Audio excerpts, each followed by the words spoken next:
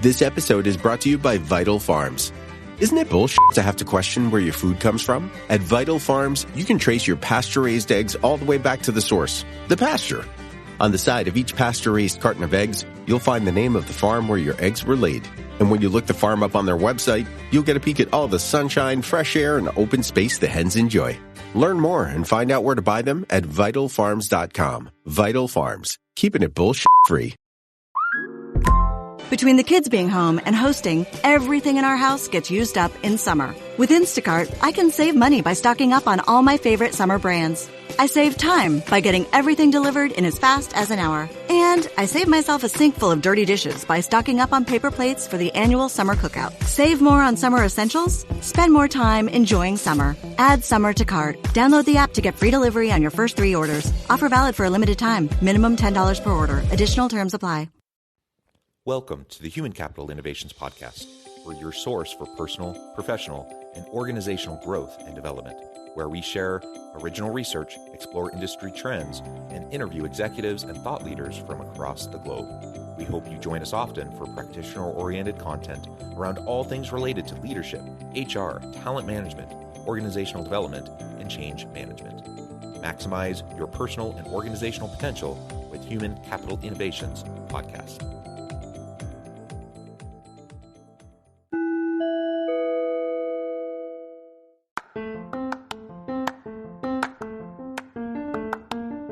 Welcome to the Human Capital Innovations Podcast. In this HCI podcast episode, I talk with Sheila Marmon about excellence in company culture and employee satisfaction.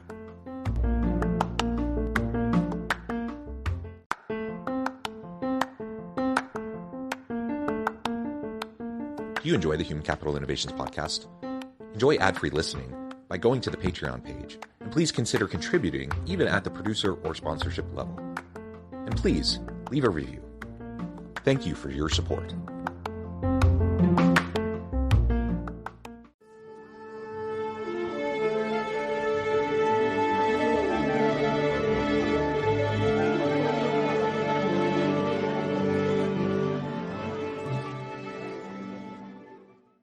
Sheila Marmon, welcome to the Human Capital Innovations Podcast.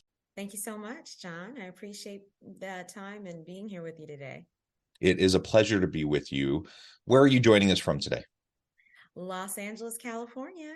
Sunny Los Angeles. Hopefully the weather's beautiful. It's nice and cold and still quite dark here south of Salt Lake City in Utah. We're meeting first thing in the morning following the Thanksgiving break. So we're all dusting off the cobwebs from our minds and getting back into the swing of real life, as my wife put it this morning, as we were shuttling all the kids off to school for the first time in a week and trying to get back into the swing of things.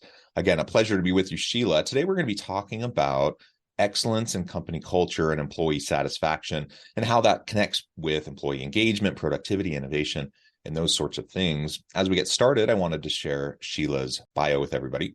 Sheila Marmon has a passion for the launch and operation of new businesses in the digital media industry and has created innovative platforms for over 20 years. As founder and CEO of Mirror Digital, an interactive media and advertising company, she helps Fortune 500 brands tap into the fastest growing U.S. consumer base, the multicultural market.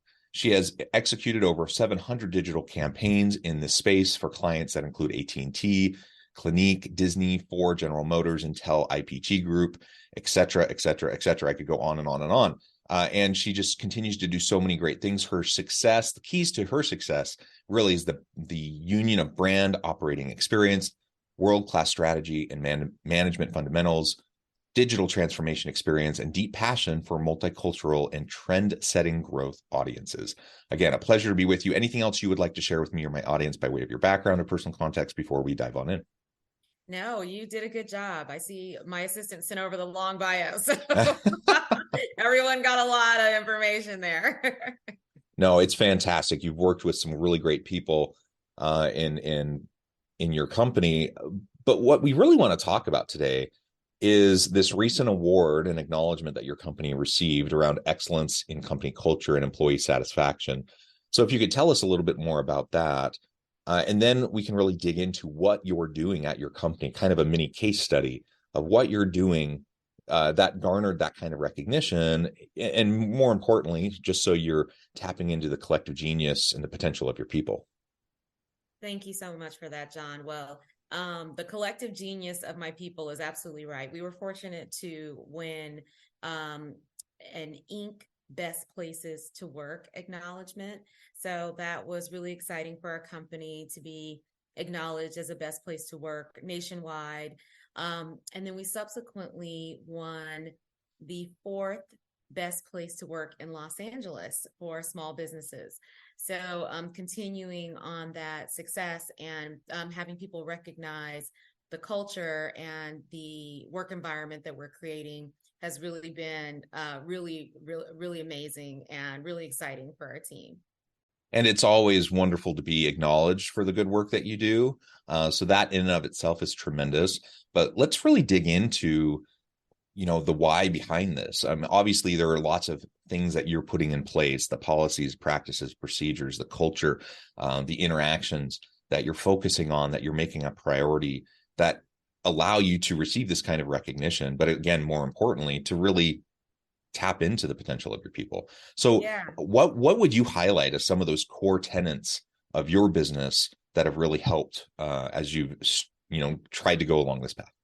Absolutely. So I founded Mirror Digital in the kind of LA startup culture. So really that kind of gritty, kind of work all night, kind of limited resources kind of environment, and part of a community that kind of live that ethos. And in that sort of environment, you don't have a lot of resources to help you kind of navigate as a young company. And one of the most important things that I heard a very seasoned startup founder say is, you can't do very much by yourself. And that really struck me, because even though Mirror Digital was my idea and I put together the initial business plan and was out in the market talking to the initial clients, you can only get so far by yourself. And that sentiment has permeated our culture from the beginning. And that means a couple of things. First of all, everyone has to bring their talents to the table every single day. And to access those talents and to get people to really deliver those talents, you have to really see them and recognize them and create a place where they feel safe, that they can share their ideas and bring new sorts of information and different ways of doing things, and really being open. And what that's meant at Mirror Digital is that we are a very democratic culture, and that has its pluses and its minuses. So we have an environment where everyone gets a vote, and everyone is welcome to express their ideas and opinions. But sometimes that can lead to slower decision making because we want to make sure we've heard everyone. So that's really been the key to our success, is like making sure that even the most junior team members know that the door is open, that my door is open, that they do have a voice and they can bring their new ideas and innovations to the table, and that everybody's vote matters. Yeah, and it's a different kind of an approach. But I do feel like the pendulum has swung away from kind of the top-down authoritarian command control kind of model of leadership to this more collaborative, inclusive, democratic style of leadership, as you're describing. And in the US, we tend to still be kind of further over this direction towards those old models. But you go to other parts of the world, for example, Norwegian countries, the Netherlands, they're very well known for companies, Spotify or IKEA. Like these companies are very well known for this kind of democratic style of generating collective buy-in. It takes longer up front, but then usually once you get that collective buy-in, then you can run really fast and everyone's on board, instead of having competing interests and managing all of that. So it's a different style, it's a different approach, but it can be very, very successful. And that's really fascinating to hear that that's your approach right there in Southern California. Absolutely. And one thing I'll add to that, being a founder in the innovation space, and where typically founders don't look like me, I'm acutely aware when I'm not hearing certain voices, and very proactive about making sure that everyone feels like they have a stake in what we're doing, and that that their voice is important.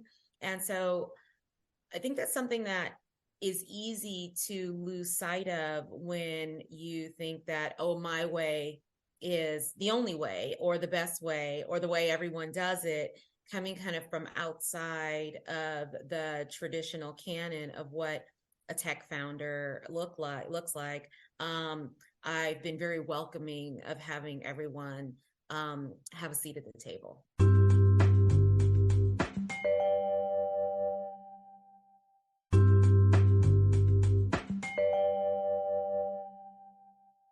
Well, and I think that kind of an inclusive approach and a focus on a culture of belonging really is very important. It's one of the benefits of your style of leadership.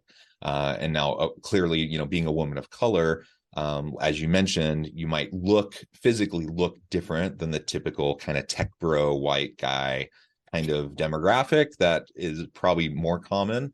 But I suspect you also will attract certain employees who want to work in your organization, because of the inclusivity focus, and because you're a founder who's a woman of color, et cetera. And so hopefully you found that has yielded some benefits, in addition to, of course, there's going to be the challenges that you've faced along the way as well.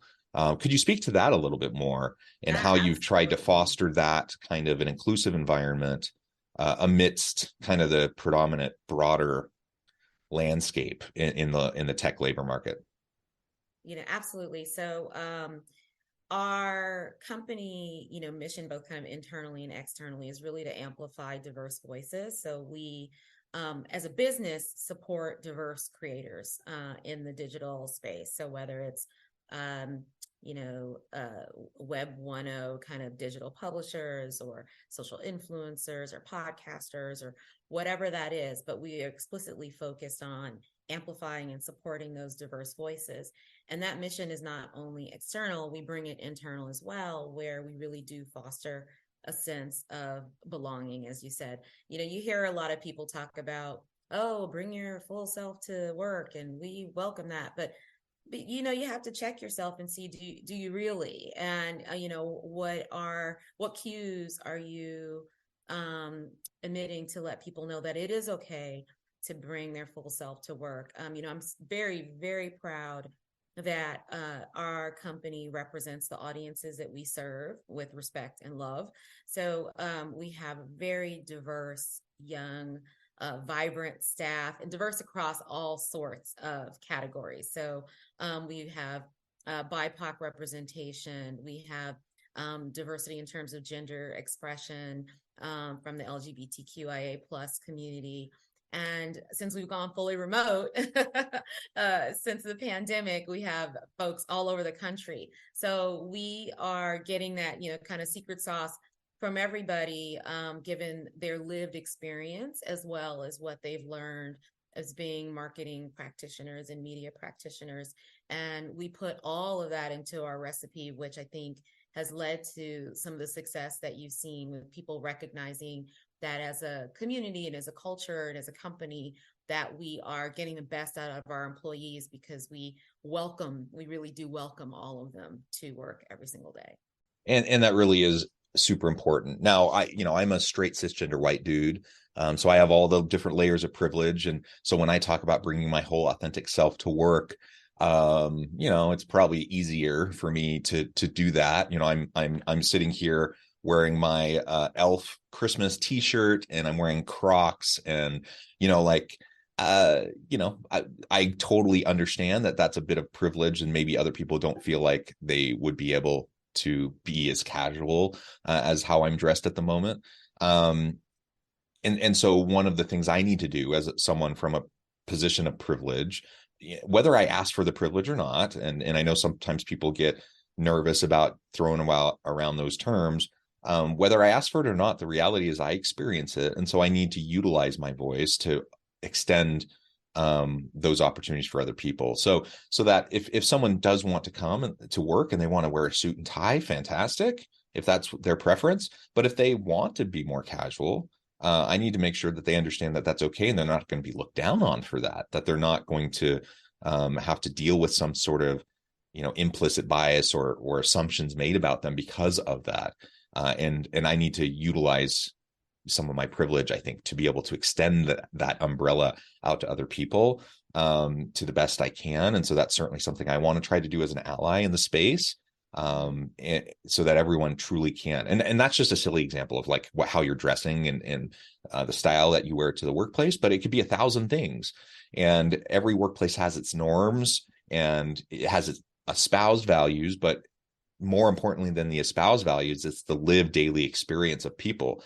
And if there are these really lofty espoused values, but when people show up, they're judged, they don't feel safe, they feel like they have to have their garters on all the time, then you're not going to get the same benefits as you would otherwise. Now, of course, we're never going to fully live up to all of our espoused values. They're aspirational for a reason. We're working towards them. But we have to try to align things as best as we can and try to walk the walk more than just talking the talk. Yeah, and I think we reverse engineer that a little bit, where we are very clear about our values of inclusivity, of having, giving everyone a voice and a seat at the table, work hard, play hard. So if you're going to come to Mirror Digital, you kind of sign up for that.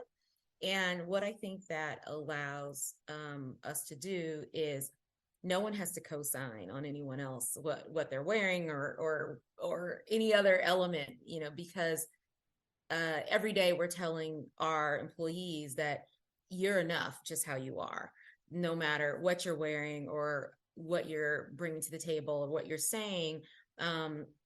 We've been really clear about what we value up front. And if you are into that and you're down with that and you want to be part of the community, then we let you know that the small things on the fringes, are less important. Just, the direction, our North Star, and trusting that what you are going to put forth as an employee, how you're going to behave, what you're going to promote, how you're going to drive our work forward is going to be in alignment in all of those things. And I think that is part of also what helps unlock that talent, because people feel empowered and they feel like they can drive the business forward the way that they choose to.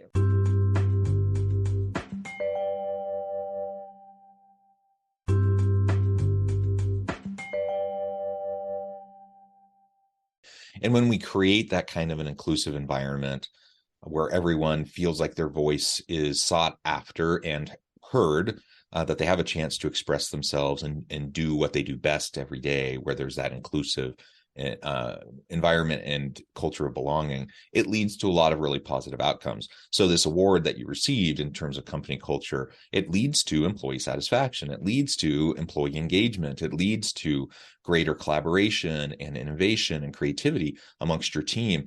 Maybe we can spend the last few minutes together talking a little bit about how you've leveraged this really healthy culture into those sorts of bottom line business outcomes for your organization.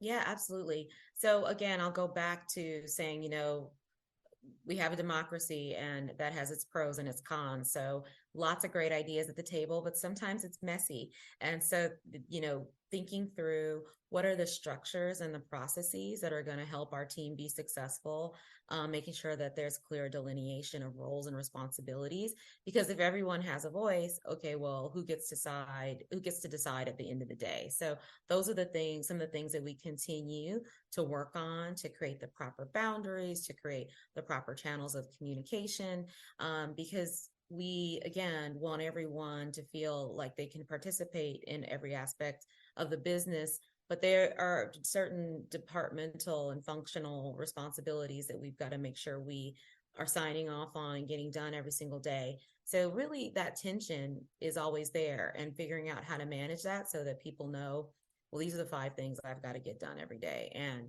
the buck stops with me versus having everyone around the table at a brainstorm to talk about, well, what's the vision for Mirror Digital over the next 5 years? It's going from that 50,000 foot down to that, 5 foot level and back and forth, and having the way to, to navigate that. Yeah, that's excellent. And as we've mentioned, there's just so many really positive things that come from that kind of a psychologically safe, healthy, emotionally and physically healthy kind of workplace environment where people can just bring their whole authentic best selves to work, bring their passions with them, tap into those passions, grow into their potential, and just do really cool stuff. And that's what we all want, right? We all want people to just be excited, so that Monday after Thanksgiving break, where everyone's still having a little bit of a turkey hangover, right? And they've really enjoyed having time away from real life for a little while.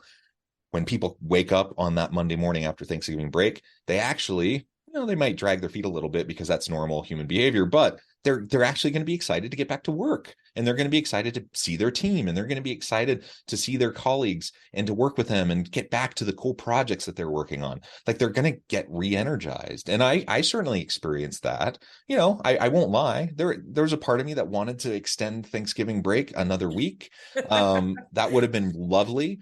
But on the other hand, I'm excited. I'm excited to jump back in.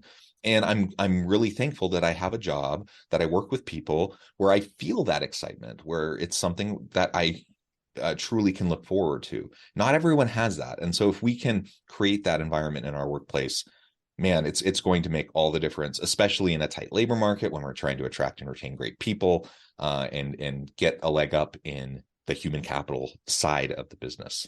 Yeah, absolutely. And there are a couple of tactical things that I'll add to that. So, one thing that I liked, you talk about coming back from vacation and everyone kind of getting back to the projects that are exciting.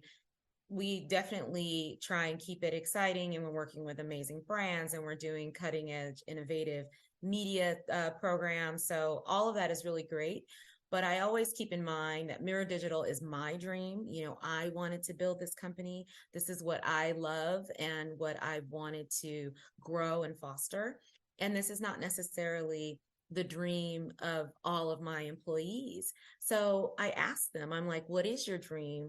What is your side hustle? What do you do in your spare time?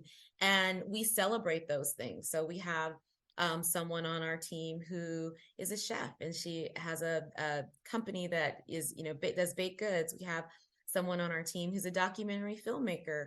We have someone on our team who produces concerts. We have someone on our team who is a photographer. So we have all of these people that have these amazing passions that they have outside of work, and we welcome those. Like, we want to hear about it. We watched the documentary film that our colleague made. We watched it together, and we celebrate those things. And I think when people feel like they can show that part of who they are, and that this is a key element of how they define themselves, and that it's welcome in the workplace, I think that's also huge. So that's one tactical thing I wanted to share. The other tactical thing I want to share that I think is also so important is gratitude. And we build in ways to show gratitude among our team members every single day. So we have our weekly staff meeting. I'm actually going to it right after this conversation. And it's during that staff meeting, everyone says who was their team crush from the last week. And you acknowledge a team member who has helped you in some big or some small way. And every week, everyone has a crush. And it's a way of us remembering that we can't do very much alone, going back to where I started, and also giving shine to the gifts that other people on the team, bring to the table every single day. I love it. I love it, Sheila. This has just been a fascinating conversation. I know we've just scratched the surface about all the cool things happening in your organization, but we're going to pause there. We're going to have to end the conversation there for today. I'd love to have you back anytime and we can continue. Before we wrap things up for today, I just wanted to give you a chance to share with the audience how they can connect with you and find out more about your work, your team, and then give us a final word on the topic for today.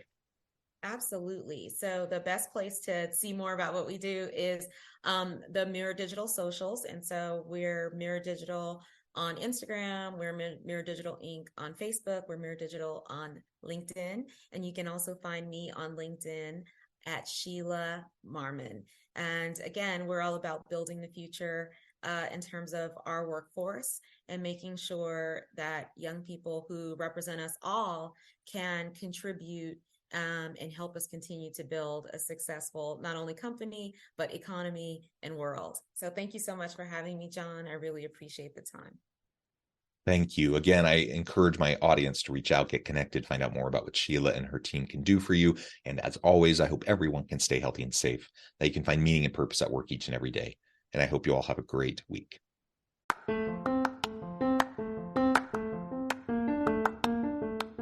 Do you enjoy the Human Capital Innovations podcast? Enjoy ad-free listening by going to the Patreon page. And please consider contributing even at the producer or sponsorship level. And please leave a review. Thank you for your support.